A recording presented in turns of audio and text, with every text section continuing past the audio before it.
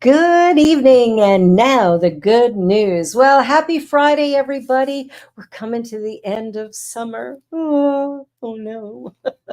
Well, it's bound to happen. You know, the joy of seasons, we have that joy here in North America. So we may as well enjoy it rather than complain about it. Well, I'm so excited to share with you some wonderful, great stories. I'm Barbara Jean. I am the host of And Now the Good News.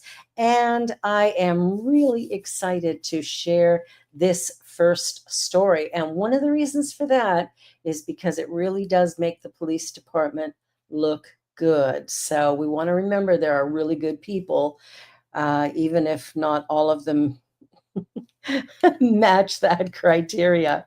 So a 4-year-old calls 911 to talk about swimming. Yeah. Anybody have a 4-year-old or a little child who dialed 911 just for fun? Well, a precocious 4-year-old called 911 to talk about his favorite sports. The officers ensured he learned a valuable lesson. From Farmington Hills, Michigan, comes the story of Micah, who dialed emergency services and began chatting about how much he loves soccer and swimming. The call developed into a friendly chat, but that didn't stop the station's dispatchers from sending out Officer Michael L. Hagee to be certain all was well. It's actually standard issue to deploy officers in the case of accidental child 911 calls, just in case the child became too shy or too pressured to speak about what they had originally called for. Arriving, though, Officer Michael found all was well and was soon chatting away and yet again with Micah and his brother Mitch about sports. The officer showed the pair the inside of his police cruiser. During the visit, we learned Mitch was celebrating his birthday on Sunday. So our day shift team came together to make his special day even more memorable. The Farmington Hills Police Department, speaking with WDIV officer Al Hagee, the one who showed up that day, explained that he told the boys that he hoped he'd be able to come back on Sunday, but truly didn't know whether it would be possible. As it happened, he was free and returned with birthday presents, a new soccer goal, and a police cap and badge. I just did it for the kids, honestly. Noting he had a son himself. I just see my son there. So, being a dad, I think every day I can understand that that's what it's about for me. While accidental 911 calls do happen, we always want kids to feel safe and comfortable reaching out to us. Turning a small mistake into a moment of connection is what community policing is all about. I like that. I like that. You know, we hear too many stories of police not being awesome or whatever. So that's a great story. Well, the next one that we've got is quite fascinating, actually. A wallet was lost by a Ford employee 10 years ago, and it just turned up. Yeah. So a Ford Motor Company employee was reunited with a wallet he lost 10 years ago after a mechanic found it while servicing a car that he had built 10 years earlier.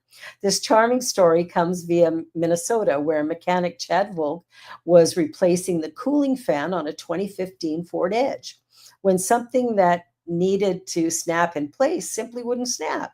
I messed around a little bit and then pulled it back out, and the wallet was sitting on a little ledge where it needed to snap down. I pulled the wallet out, and that's what it was. Inside the brown trifold was a Michigan driver's license, $15, a faded lottery ticket, 275 in Cabela's gift cards, and a Ford employee ID, going to show that no matter how long you work under hoods and under chassis, you've never seen everything.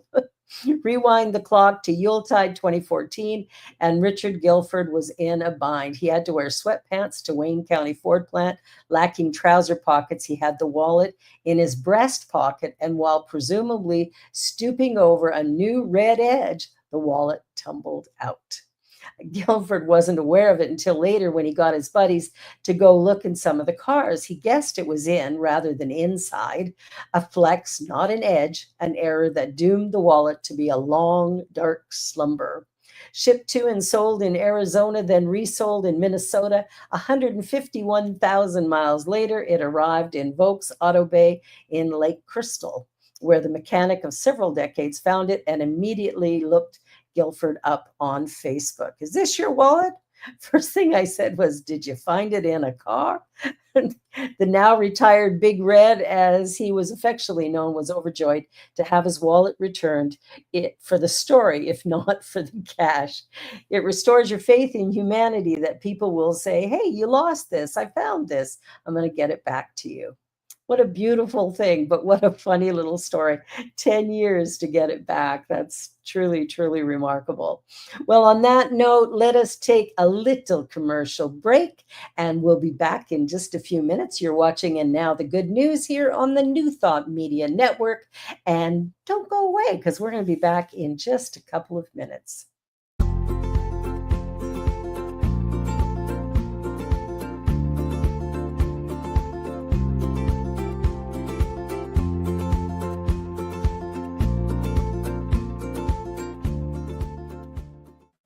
Well, hello there. This is Dr. Sydney Steen. I am the senior minister and spiritual leader of the North Hollywood Church of Religious Science. We are a oneness center for spiritual living. And I just want to invite you to something that I think is really, really special. In October, from the 6th to the 10th, at Unity Village in Lee Summit, Missouri, the affiliated New Thought Network will be hosting the most wonderful retreat. This will serve your soul. It will lift your heart. And oh my goodness, I want to call it an advance. So come hear wonderful speakers like Martha Creek, Sonny Cantrell, and the music will be off the hook with Ricky Byers. There will be so much there to support your soul. I hope that you will join us. You can go to antn.org. That's antn.org. You can get all the information. You can sign up. You can use a credit card, and it is safe and secure, and I hope to see you there. Have a blessed day.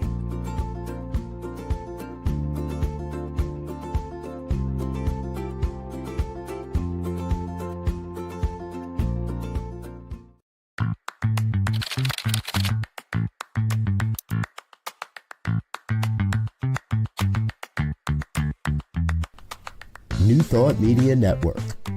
We are a global broadcast network of positive music, media, and entertainment, inspiring humanity's evolution along the journey of enlightenment and creating a world of love, peace, empowerment, and prosperity for all. New Thought Media Network. Positively inspiring.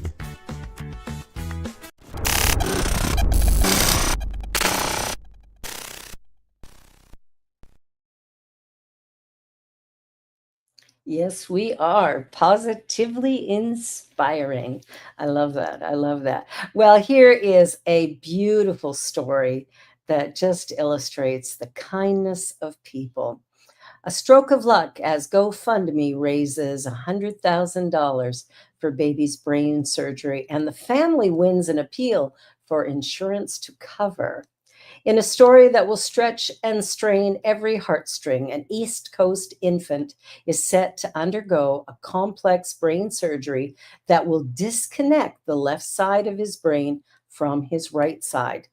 The surgery was going to bring financial ruin upon parents Brad and Alyssa, whose son Cameron was born with a litany of health issues that eventually landed them in the position of needing to basically abandon their son's left brain half to save the right.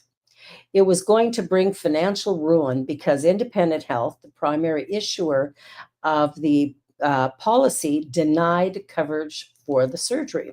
The story began in September 2024 when Cameron suffered from a blood clot and stroke after exhibiting seizure-like symptoms at just 1 day old.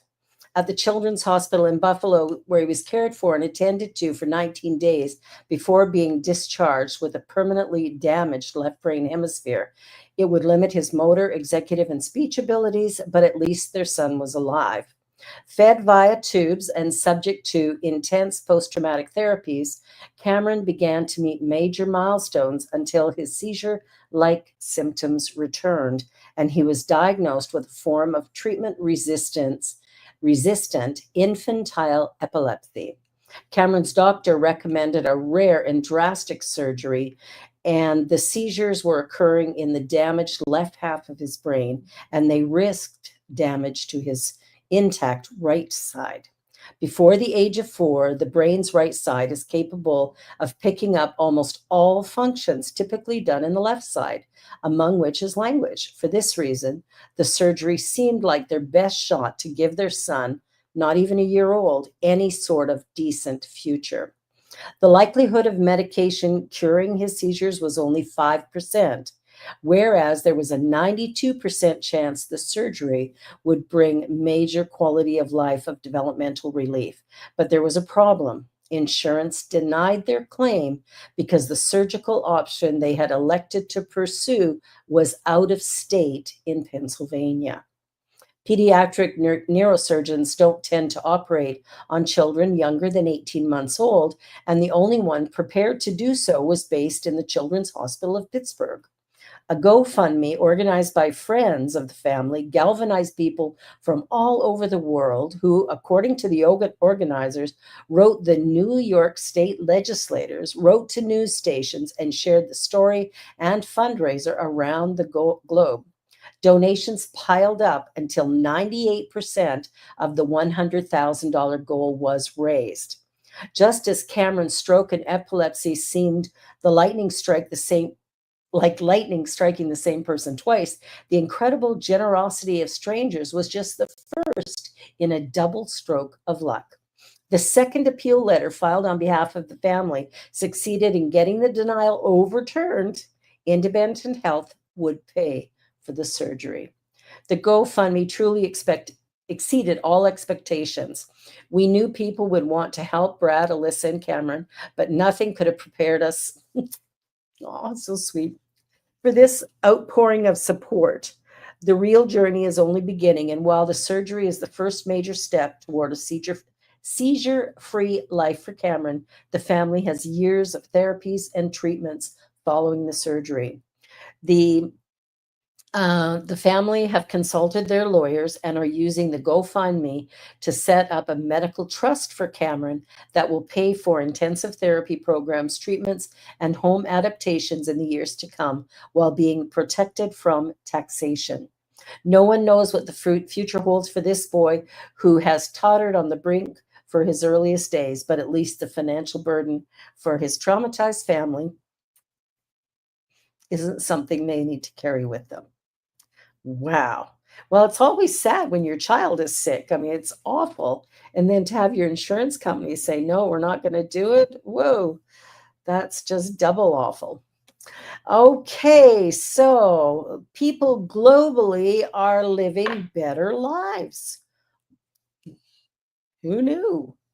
With civil wars in Myanmar and Sudan, climate change manifestations the world over, instability across the Middle East, and geopolitical tensions abounding in East Asia, Europe, and North America, one could imagine the global population to take a pessimistic outlook on things.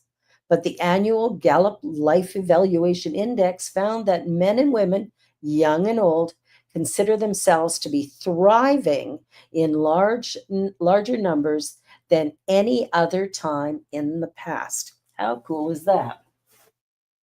Asked to rank their lives on a scale of 0 to 10, with 4 and below classified as suffering, 5 to 6 as struggling, and 7 to 10 as thriving, a third of the surveyed population spread across 142 nations describe themselves as currently thriving. Additionally, the outlook on the next 5 years is as high as it's ever been, with an average score of 7.9. Unlike metrics for GPD, which predominantly measure economic output and as a result capture somewhat the standard of living in a country, self-reported metrics of thriving or suffering can give greater clarity as to exactly whether that wealth is leading to a more prosperous society or not. Rates of thriving have risen consistently across demographics. Men and women, young and old, all now rate their lives better than they did in the past. As thriving has increased, rates of suffering have inched down. In 2024, a median of 7% globally were classed as suffering in life, matching the lowest point on record going back to 2007 and significantly lower than a decade ago. A population weighted average showed 28% of respondents thriving, down from 33% affected by more respondents in countries with larger populations. Declines in thriving seen in some wealthy countries were offset and overrun by increases in Latin America and the Caribbean, East and South Europe, East and Southeast Asia, and post-Soviet Eurasia, all of which have seen steady increases in thriving over time. 12 countries experienced particularly enormous rises in self-reported thriving of 20% or more over the last decade, including 3 in Asia: Mongolia, Vietnam, and Kazakhstan. 8 in Europe: Lithuania, Estonia, Kosovo, Armenia, Bosnia, Herzegovina, Serbia, Hungary, and Slovenia, and Paraguay. Many of the increases in self-reported thriving correlate with the increases in Human Development Index matrix, such as average years of child schooling and perceived freedoms. The HDI also happened to rise on average around the world since 2008. The world is not short of significant challenges, from climate change to conflicts and technological upheaval. Yet even against this backdrop, more people across more countries say they are living better lives today and are hopeful for tomorrow, and fewer are suffering. I like that news. That is great news. Well, here's a very cool story about an 11-year-old girl with a very cool head. So this comes from Tyngsboro, Massachusetts. An 11-year-old girl is being hailed as a hero after she rushed to the aid of a 5-year-old boy who fell into a well across the street from her house. On August 15th, 5-year-old Jack Buss was playing outside when the cover of a water well gave way beneath him. He fell nearly 20 feet, landing on a small concrete ledge inside while clinging to a pole. His mother, Kathleen Freeman, heard a noise and then a scream she said she had never heard from her son before. Looking down, she realized her little boy was trapped underground. Desperate, Freeman screamed for help, and that's when 11-year-old Juliana Fisher came running.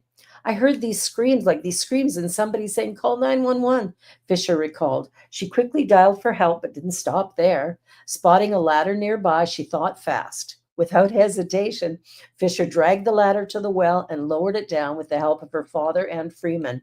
Jack climbed up to safety, escaping with only a few scratches and bruises. Freeman called her son really brave, but she couldn't stop praising Juliana's courage. She just went and grabbed the ladder herself, put it in the well, and we held it with her father. First responders arrived shortly after and took Jack to the hospital. He was soon cleared and is now doing well. Authorities have since secured the well with a heavy metal plate and cinder blocks until a permanent fix can be made.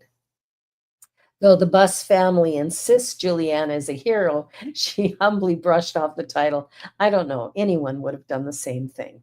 Aw, what a sweet girl. You know, she just thought quickly and didn't second guess. That's the key sometimes. Just act on your initial thoughts. Well, here's a kindergarten teacher. Now, she receives some life-changing surprise after act of kindness. A simple trip to Walmart turned into a life-changing moment for Las Vegas kindergarten teacher and single mom, Angeli Pilkerton. While shopping with only a few dollars left, Angeli was approached by TikTok creator Jimmy Dards, who is known for his kindness tests. He asked her for $1, and without hesitation, she gave what little she had. That one small act of generosity revealed her own incredible story. Angeli is not only raising 3 children on her own, but she is also courageously fighting stage 4 cancer. Her treatments cost $1,000 a week, and with insurance no longer covering the expenses, she is preparing for hospice care. Jimmy shared on GoFundMe. Today, I was at a Walmart looking for someone to help me, and that's when I met Angelie, who is a kindergarten teacher battling stage 4 cancer. Angelie is a single mom of 3 kids. I was shocked that she gave what money she had on her to help me. Despite her struggles and what she was going through, she was kind enough to take the time to help me when I asked her. Inspired by her kindness, Jimmy launched a fundraiser to support Angelie and her family. In just 24 hours, the response was overwhelming. More than $116,000 was raised to help her care and provide for her children. What began as a simple dollar turned into a powerful reminder of the ripple effect of kindness. What a great story, eh? Who knew? Okay, we got a video for you here. This is priceless.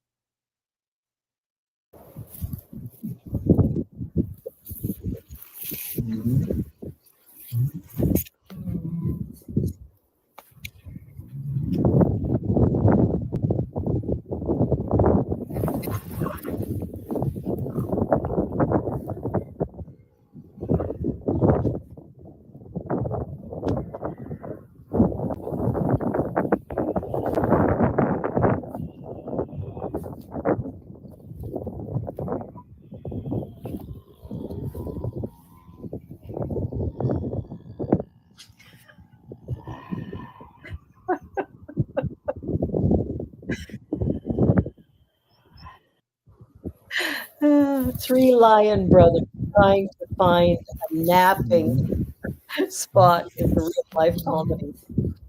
At the conservation in Harrison's, three lion brothers are proving that sibling antics aren't just a human thing. The video of the trio trying to settle down for a nap has gone viral, and for good reason. The scene has viewers cracking up, calling it a real life comedy sketch that perfectly captures what it's like growing up with siblings. I remember with my sister, man, we had to share a bed for a while.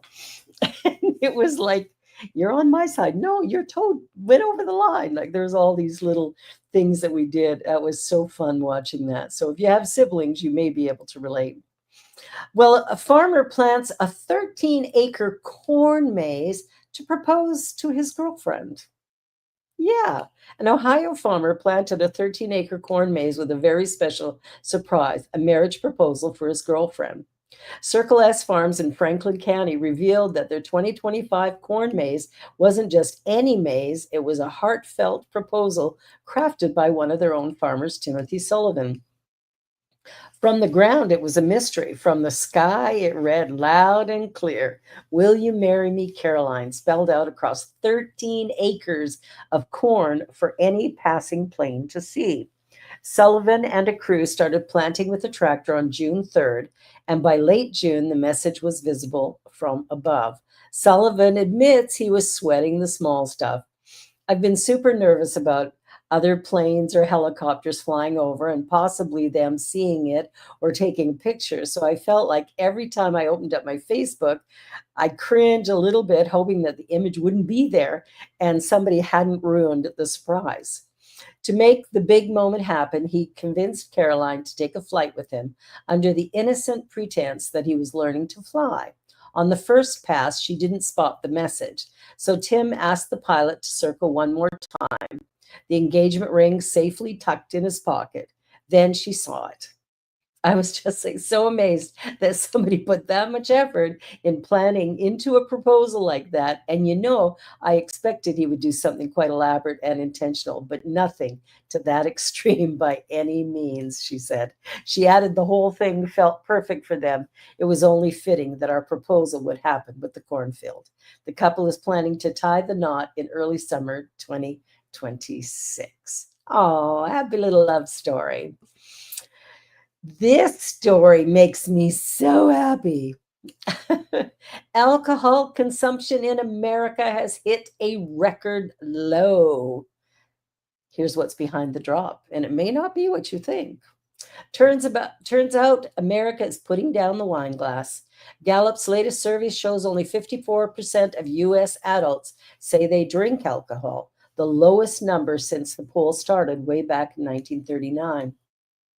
It's not just a tiny dip either. For decades, at least 60% of Americans said they drank. But in the past 3 years, those numbers have slid fast, 62% in 2023, 58% 28-24, and now 54%. Gallup says this kind of year after year drop has never happened before. So what's going on? The big reason is shifting health opinions. For the first time, most Americans, 53%, say even just 1 or 2 drinks a day is bad for you. Only 6% think it's good for you, and the rest say it makes no difference. Young adults who were already sipping less than older generations saw a big drop from 59% last year to just 50% now. Even political leanings are showing changes. Drinking among Republicans fell a huge 19 points, while Democrats stayed steady at 61%. And no, it's not because everyone suddenly swapped wine for marijuana. Recreational marijuana has stayed about the same for the past 4 years. So this is more about rethinking alcohol altogether. Wow. All right. So I want to go, Deja, can we go to the last story first? In case I run out of time. Thank you. So a truck driver is being honored after helping rescue abducted woman. So a truck driver from Newport, Tennessee is being celebrated as a hero after his quick thinking helped save a young woman from her alleged abductor. On February 25th, Ron Ross was parked at a rest area along I-40 in rural West Tennessee when he noticed something that didn't sit right. A young woman suddenly ran past his truck, shoes in hand, before sprinting toward the woods. Moments later, Ross saw a man chasing after her. It scared me, Ross said. I went and called 911. Within minutes, a Tennessee Highway Patrol trooper arrived at the scene and rescued the woman, who authorities later said had been abducted in California. Ross also provided police with dashcam footage that captured what he had witnessed, giving investigators critical evidence. Looking back, Ross admitted he wasn't sure what to make of the moment until it sank in. And then he was asking, did I just save that girl's life? I hope I did. Yeah, I think he probably did. Wow. All right, let's go back to the story of the brothers in Houston spending their days off making strangers' lives brighter. We've got a quick 2 minutes. Daniel and Martin Hernandez both work full-time. Daniel is landscaper, Martin in the chemical industry, but when they're not on the clock, they're out helping people who are struggling to make ends meet. What started as free lawn care once a week has now grown into another act of kindness, free pressure washing, whether it's a driveway, sidewalk, or patio. The boys show up, ready to help, no payment required. The spark for their mission came 4 years ago while working a paid lawn care job with their father. They met a client who admitted she couldn't afford her medication. Daniel recalls the moment clearly. From there, he saw the look on her face. They decided to do her lawn for free. And so begins this whole marvelous thing. Well, we are running out of time, so that's all I can say about Houston right now. You're watching the Good News show here on Friday night on the New Thought Media Network. And be sure to like, share, and subscribe. And by the way, you can also donate to the New Thought Media Network as well to keep this channel alive and well. You do that by going to ntmedia.org, click the donate link, and we will be ever, ever grateful. Well, thank you for watching. Have a beautiful, wonderful weekend. Enjoy the rest of summer, and I look forward to seeing you again next week. Bye for now.